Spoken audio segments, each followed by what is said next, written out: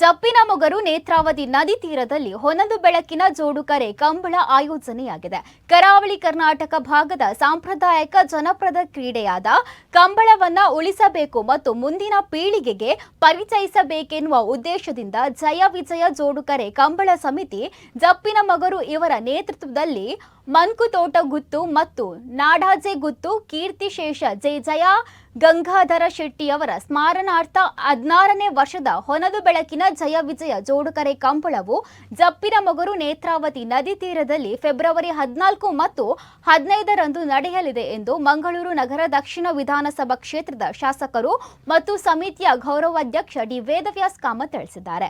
ಮಂಗಳೂರಿನಲ್ಲಿ ನಡೆದ ಸುದ್ದಿಗೋಷ್ಠಿಯಲ್ಲಿ ಕಂಬಳದ ಆಮಂತ್ರಣ ಪತ್ರಿಕೆ ಬಿಡುಗಡೆ ಮಾಡಿ ಅವರು ಮಾತನಾಡಿದರು. ಫೆಬ್ರವರಿ 14ರಂದು ಬೆಳಗ್ಗೆ 8:30ಕ್ಕೆ ಕರಾವಳಿ ಕಾಲೇಜು ಸಮೂಹ ಸಂಸ್ಥೆಗಳು ಮಂಗಳೂರು ಇದರ ಸ್ಥಾಪಕಾಧ್ಯಕ್ಷರಾಗಿರುವ ಎಸ್ ಗಣೇಶ್ ರಾವ್ ಇವರ ಅಧ್ಯಕ್ಷತೆಯಲ್ಲಿ ಅನಂತ ಪದ್ಮನಾಭ ಅಸ್ರನ್ನರ ಆಶೀರ್ವಚನದೊಂದಿಗೆ ವೇದಮೂರ್ತಿ ಬ್ರಹ್ಮಶ್ರೀ ವಿಠಲದಾಸ್ ತಂತ್ರಿ ಅವರಿಂದ ಕಂಬಳವು ಉದ್ಘಾಟನೆಗೊಳ್ಳಲಿದೆ ಎಂದರು.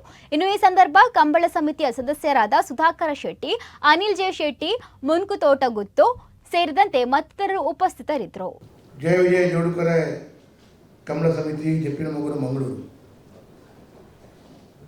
ಮಂಗಳೂರು ನಗರ ಭಾಗದಲ್ಲಿದ್ದಂಥ ಒಂದು ಹೆಸರುವಾಸಿ ಪುರಾತನವಾಗಿರುವಂಥ ಒಂದು ಕಂಬಳ ಸಮಿತಿ. ಅದರಲ್ಲಿ ಕೂಡ ಆವತ್ತಿನ ದಿನಗಳಲ್ಲಿ ಕಂಬಳ ನಮ್ಮ ಈ ತುಳುನಾಡಿನ ವಿಶೇಷವಾದಂಥ ಕ್ರೀಡೆ ನಶಿಸಿ ಹೋಗಬಾರ್ದು, ಇದನ್ನು ಉಳಿಸ್ಕೊಳ್ಬೇಕು, ಇದು ನಮ್ಮ ತುಳುನಾಡಿನ ಮಣ್ಣಿನ ವಿಶೇಷತೆ ಅಂತೇಳುವಂಥ ಒಂದು ವಿಶೇಷವಾದಂಥ ಒಂದು ಚಿಂತನೆಯನ್ನು ಮಾಡಿ ಕೀರ್ತಿಶೇಷ ಶ್ರೀ ಜಯಗಂಗಾಧರ ಶೆಟ್ಟರು ಈ ಒಂದು ಕಂಬಳಕ್ಕೆ ಬಹಳ ದೊಡ್ಡ ರೀತಿಯಲ್ಲಿ ಚಾಲನೆಯನ್ನು ಕೊಡ್ತಾ ಕಳೆದ 15 ವರ್ಷಗಳು ಯಶಸ್ವಿಯಾಗಿ ಪೂರೈಸಿ ಈಗ 16ನೇ ವರ್ಷದ ಈ ಕಂಬಳದ ಆಮಂತ್ರಣ ಪತ್ರಿಕೆ ಬಿಡುಗಡೆ ಆಗಿದೆ. ಫೆಬ್ರವರಿ 14 ಮತ್ತು 15ನೇ ತಾರೀಕಿಗೆ ನಡೆಯುವಂಥ ಈ ಒಂದು ಕಂಬಳ ಕೇವಲ ಕಂಬಳದ ಅಭಿಮಾನಿಗಳು ಮಾತ್ರವಲ್ಲ,